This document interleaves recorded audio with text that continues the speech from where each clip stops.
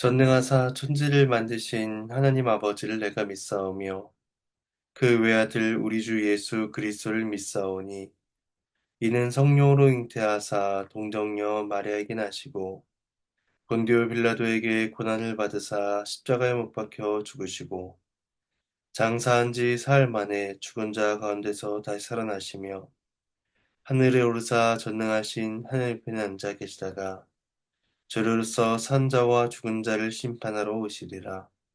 성령을 믿사오며 거룩한 공예와 성도가 서로 교통하는 것과 죄를 사해 주시는 것과 몸이 다시 사는 것과 영원히 사는 것을 믿사옵나이다. 아멘. 찬송가 31장 찬송하시겠습니다.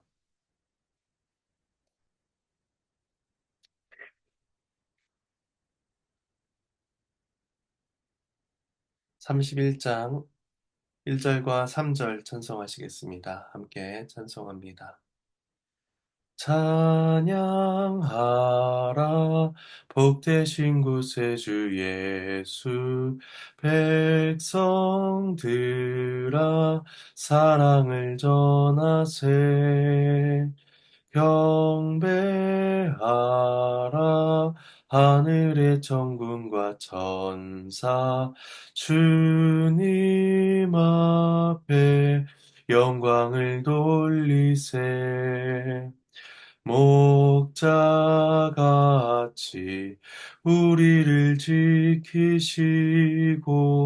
종일 품에 늘 안아주시니 찬양하라 높으신 권세를 찬양 찬양 영원히 드리세 찬양하라 복되신 구세주 예수 천사들아 사랑을 전하세 구주 예수 영원히 다스리시니 면류관을 주 앞에 드리세 구주 예수 세상을 이기시고 영광 중에 또다시 오시리 찬양하라 높으신 권세를 찬양 찬양 영원히 드리세. 네, 함께 보실 말씀은 시편 114편입니다. 말씀을 어, 나누기 전에 잠시 기도하도록 하겠습니다. 어, 오늘 본문인 시편 114편 말씀을 함께 읽으며 주님의 뜻과 주의 교회와 성도들을 향한 교훈을 듣기를 사모합니다. 이 시간 성령 하나님께서 우리의 심령을 깨우쳐 주의 뜻을 분별케 하여 주시옵시고 우리의 믿음과 삶에 그 말씀을 적용하며 살아갈 수 있도록 은혜를 베풀어 주시옵소서. 감사를 드리옵고 이 모든 말씀 예수님의 이름으로 기도합니다. 아멘. 오늘 본문은 출애굽기 사건을 회상케 하면서 하나님의 구원 역사를 부각시킵니다.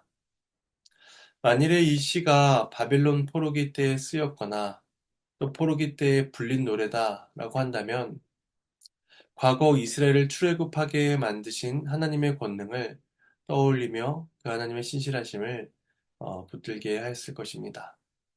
그렇게 함으로써 언약 백성들에게 하나님의 구원 역사를 생각하며 하나님을 향한 믿음을 새롭게 하고 굳건히 할 수 있었던 것이죠. 우리 또한 이 말씀을 묵상함으로써 언약의 하나님을 향한 소망을 견고히 할 수 있기를 바랍니다.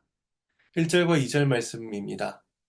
이스라엘이 애굽에서 나오며 야곱의 집안이 언어가 다른 민족에게서 나올 때에 유다는 여호와의 성소가 되고 이스라엘은 그의 영토가 되었도다.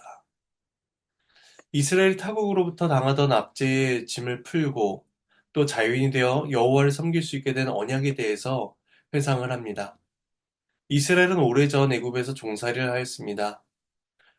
그 언어가 다른 민족에게서 나왔다는 것은 그들이 애굽에서 당했던 억압과 차별을 보여줍니다. 그리고 이것은 더 나아가 이스라엘이 애굽과 확연히 다른 나라임을 상기시켜 줍니다.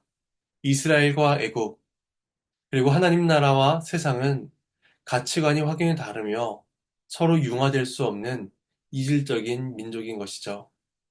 이것은 단순히 문화의 차이를 말하는 것이 아닙니다. 애굽은 하나님을 예배하지 않는 나라이고 하나님의 나라를 대적하는 나라였습니다. 하나님은 그러한 애굽, 언어가 다른 애굽에서 이스라엘을 나오게 하십니다. 그리고 유다를 여호와의 성소로 삼으시며 이스라엘 그의 영토가 되게 하십니다. 작고 비천한 나라, 애굽의 종되었던 나라를 하나님께서 임재하시는 곳으로 삼으신 것입니다. 그리고 그들과 함께 영원토록 함께 하십니다. 이때 영토는 땅의 의미만이 아니라 통치권의 의미도 있어서 이스라엘이 여호와의 통치 하에 있음을 보여줍니다. 지금까지 애굽의 통치를 받던 이스라엘이 하나님을 모시며 하나님을 왕으로 섬기는 하나님의 백성이 된 것입니다. 애굽과 다른 언어를 쓰는 이스라엘, 세상과 전혀 다른 가치관과 삶의 목표, 또 삶의 방식을 가지고 살아가야 되는 그런 이스라엘을 하나님의 소유로 삼으시고 그들을 통해서 이 땅 가운데 영광 받으시기를 원하셨던 것입니다. 이것은 지금 우리 또한 세상으로부터 나가 독립적인 공동체를 만들어야 된다는 것이 아닙니다. 우리는 세상 속에 살아가지만 본질적으로 세상과 언어가 다르다는 것을 기억해야 합니다. 그들과의 가치관이 다르고 삶의 목적이 다르다는 것을 우리는 기억해야 합니다. 우리 안에는 하나님이 함께 하시며 하나님의 통치가 이루어져야 합니다. 이스라엘이 하나님의 것으로서 세상과 구별된 거룩한 민족이 된 것처럼 우리 또한 하나님의 소유로서 거룩함을 드러내야만 하는 것입니다. 2절에서 한글 성경은 여호와의 성소다라고 표현되어 있지만 히브리어 원어에서는 여호와라는 말이 언급되어 있지 않습니다. 단지 그의 성소다라고 되어 있습니다. 성경에서 여호와를 직접적으로 언급하지 않고 이제 누군지 알 수 없는 그의라고 이렇게 표현하고 있는 것은 어, 성경 저자의 의도적인 표현이다라고 볼 수도 있습니다. 왜냐하면 하나님이라는 표현이 이후에 7절에 가서 나타나게 되는데 이것은 1절에서 6절까지 놀라운 일들을 행하신 분이 바로 하나님이시다라고 마지막 부분에서 나타나며 강조하고 있는 그러한 어, 방법이 사용되고 있습니다. 3절과 4절 말씀입니다. 바다가 보고 도망하며 요단은 물러갔으니 산들은 순양들 같이 뛰놀며 작은 산들은 어린 양들 같이 뛰어도다. 시인은 여기서 바다와 요단강, 산들을 의인화해서 말합니다. 먼저 3절에서는 바다가 보고 도망하며 요단은 뒤로 물러갔다라고 노래합니다. 바다가 도망했다는 것은 출애굽기 14장에서 홍해를 건넌 사건을 말하며 요단이 뒤로 물러간 것은 여호수아 3장에서 요단강의 물이 멈추고 이스라엘이 가나안 땅에 들어가게 된 사건을 표현해 줍니다. 과학이 발달한 현대 사회에서도 바다는 그 깊이를 알 수 없는 미지의 장소입니다. 고대 근동에서 바다는 신격화되어 있기도 하고 또 두려움의 대상이기도 했습니다. 그런데 그 바다가 그 강이 두려워서 뒤로 물러나는 일이 있었다는 것입니다. 그들이 무엇을 보고 도망했는지 3절에서 그 목적어가 나타나진 않습니다. 하지만 호계와 성경의 사건들을 생각할 때 그 바다가 보고 두려워한 것은 이스라엘에 임한 하나님의 임재와 또 능력을 보고 두려워했던 것을 우리가 알 수 있습니다. 하나님은 불기둥과 구름기둥으로 이스라엘을 인도하셨습니다.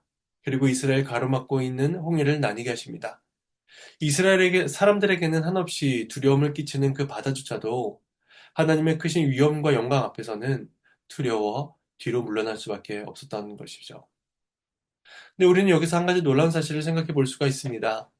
바다와 강조차도 하나님 앞에서 두려워 도망하는데 한없이 미약한 이스라엘은 물러나지 않고 도리어 하나님의 인도와 보호를 받고 있다는 점입니다. 바다도 두려운 하나님을 우리는 두려워하지 않습니다. 하나님께서 우리의 하나님이 되어주시기 때문입니다. 우리는 하나님을 대적하여 싸운 자가 아니라 하나님의 편이 된 자들입니다. 4절에서는 산이 뛰놀며 작은 산들이 어린 양과 같이 뛰었다라고 노래합니다. 산들이 기뻐 뛰는 일은 신의 산에서 하나님이 율법을 주신 것을 말합니다. 출애굽기 19장에 의하면 여호와께서 신의 산에 임재하실 때에 온 산이 진동하였다라고 말씀하고 있습니다. 이스라엘은 신의 산에 임재하신 하나님의 영광을 목도했으며 그곳에서 말씀의 율법의 가르침을 받게 됩니다. 산들이 뛰놀았다고 하는 표현은 마치 기뻐서 춤추듯이 뛰어오르는 것을 묘사할 때 사용되는 표현입니다. 이스라엘 신의 산에서 받은 그 은혜의 기쁨이 얼마나 큰 것인가를 짐작하게 합니다. 이스라엘만이 아니라 이스라엘만이 하나님의 구원 역사에 반응하는 것이 아니라 자연 세계도 크게 기뻐하며 반응할 정도로 하나님의 은혜와 사랑이 매우 크다는 것을 보여줍니다. 그렇다면 계시의 직접적인 수납자가 되는 언약 백성들은 산이 요동하는 것보다 더 큰 감사와 기쁨을 누려야 마땅한 것입니다. 4절과 5절에서는 다시 한번 바다와 산들이 언급됩니다. 말씀을 봉독하겠습니다. 5절과 6절입니다. 바다야, 내가 도망함은 어찌함이며 요단아, 네가 물러감은 어찌함인가. 너희 산들아, 순양들 같이 뛰놀며 작은 산들아, 어린 양들 같이 뛰노면 어찌함인가. 여전히 바다와 산들이 의인화되어 있어서 시인의 질문을 받게 됩니다. 시인은 바다와 산들의 행동이 무엇 때문인지 전혀 모르는 사람처럼 그렇게 질문합니다. 바다에게 네가 왜 도망했으며 요단강에게 네가 왜 뒤로 물러갔는가 이렇게 묻습니다.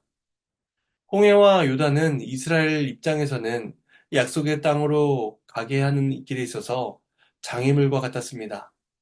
홍해 앞에서 쫓아오는 애국 군대로 인해서 그들은 죽음의 위기를 경험하기도 했습니다. 그런데 조금도 물러갈 기세가 없었던 그 바다와 강물이 도망치듯 길을 터주었으니 이와 같은 질문을 지금 하고 있는 것입니다. 산도 마찬가지입니다. 산은 세상에서 가장 견고하며 변함이 없는 대상 중의 하나입니다. 그런데 그 산들이 심히 요동하였으니 왜 그렇게 요동했는가라고 시인이 질문하고 있는 것이죠. 근데 이것은 바다가 도망치고 산이 요동하게 된 그 현상, 그것 현상 자체에 대해서 이야기하고 있는 것이 아닙니다. 시인은 바다와 산이 그렇게밖에 행동할 수 없게 만든 그 주체가 무엇인가, 그것을 묻고 있는 것입니다. 결국 이런 질문은 거대한 자연세계조차도 하나님의 명령에 따라 움직이는 하나의 피조물에 불과하다라는 사실을 보여줍니다. 자연과 만물을 다스린 하나님의 통치권을 시인은 강조하고 있는 것이죠. 이스라엘 상황에서 모든 것이 장애물이었습니다. 애굽도, 홍해도, 광야도, 요단강도, 가나안 민족도 모든 것이 다 이스라엘에게는 장애물이었고 또 그들 위협하게 만드는 요소들이었습니다. 하지만 하나님에게는 그것들이 아무런 문제도 장애물도 되지 않는다는 것입니다. 오히려 하나님께서는 그것들을 다 사용하셔서 하나님의 권능과 영광을 드러내는 용도로서 사용하십니다. 마지막 7절에서 8절 말씀입니다. 땅이여 너는 주 앞, 곧 야곱의 하나님 앞에서 떨지어다. 그가 반석을 쳐서 못물이 되게 하시며 차돌로 샘물이 되게 하셨도다. 하나님의 말씀입니다. 하나님께 감사합니다. 앞에서는 바다와 산에게 질문하였습니다. 그래서 이어진 말씀에서는 그 질문에 대한 대답이 나올 것 같은데 직접적인 대답 대신에 야곱의 하나님 앞에서 떨라는 이 명령을 선포하고 있습니다. 근데 앞서 2절에서도 말씀드렸듯이 한글 성경에서는 2절에서 여호와라는 단어를 사용했지만 원문에서는 그의라는 대명사로만 표현되어 있습니다. 근데 이제 그분의 이름을 드디어 밝히고 있는 것입니다. 이스라엘을 성소로 삼으시며 또 그의 영토로 삼으신 분, 바다와 강을 물러나게 하시며 산들을 요동하게 하신 분, 그분이 바로 주, 곧 야곱의 하나님이시다라고 밝히고 있는 것입니다. 1절에서는 이스라엘 가리켜 야곱의 집안이다 라고 표현하였는데, 이제 7절에서는 야곱의 하나님이다 라고 표현함으로써 그 하나님께서 이스라엘의 하나님이 되어주신다는 사실을 분명히 밝히고 있는 것입니다. 시인은 땅을 향하여 떨라 라고 선언하는데, 이때 하나님의 임재를 강조하려는 듯이 하나님 앞에서라는 말을 두 번이나 반복합니다. 주 앞, 곧 야곱의 하나님 앞이다 라고 표현하고 있는 것이죠. 땅은 앞서서 바다와 산들이 경험했던 그 하나님의 임재, 하나님의 현현 앞에 서게 될 것입니다. 그리고 그 앞에서 떨림을 경험하게 됩니다. 이것은 어미하신 하나님의 통치와 영광을 인정하라는 것입니다. 하나님은 무에서 유를 창조하신 분이십니다. 혼돈을 질서로 만드셨으며 죽음의 땅인 광야에서도 이스라엘을 먹이시고 입히시며 안전하게 인도하셨습니다. 이 땅에서 모든 땅은 하나님 앞에서 경외심을 가질 수밖에 없습니다. 8절에서는 그러한 하나님의 권세를 조금 더 묘사하고 있습니다. 이 8절의 사건은 광야 생활 중에 모세가 바위를 쳐서 물을 낸 사건을 보여줍니다. 이스라엘 광야에서 목마름 때문에 고통스러워하며 부르짖고 원망했습니다. 그때 하나님은 모세를 통해서 그들에게 물을 베푸셨죠. 못물은 물이 고여있는 그러한 장소를 의미합니다. 반석이 변하여 마치 물이 고여있는 연못처럼 풍성하게 물을 베푸셨다는 것입니다. 그리고 차돌은 단단한 반석을 말합니다. 근데 그 단단한 반석에서도 물이 계속 솟아나게 하는 샘의 근원으로 삼아 주셨다라고 시인은 고백합니다. 결국 온 땅과 만물은 이러한 권세와 능력을 가지신 하나님 앞에서 두려워 떨며 하나님을 경외해야 합니다. 그리고 하나님의 언약 백성들은 이러한 영광과 존귀를 가지신 하나님께서 그들 자신을 구원해 주신다라는 사실을 기억하고 믿어야 합니다. 모든 장애물을 바꾸사 구원의 길로 만들어 가시는 하나님을 신뢰해야 하는 것이죠. 비록 그들의 현실이 바벨론 포로기와 같은 절망과 어둠의 순간에 있을지라도 그 하나님을 신뢰해야 합니다.